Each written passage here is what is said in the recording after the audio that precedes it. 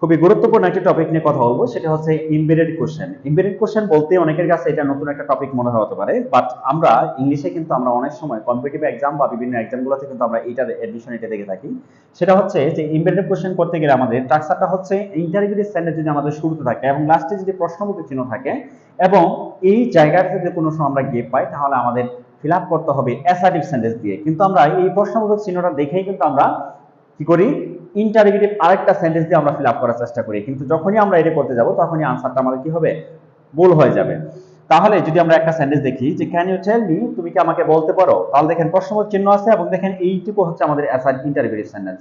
তাহলে আমাদের এই জায়গাটা থেকে নিয়ে আসতে হবে অ্যাসার্টিভ সেন্টেন্স একটা দিয়ে আমরা কি করব, ফিল আপ করব।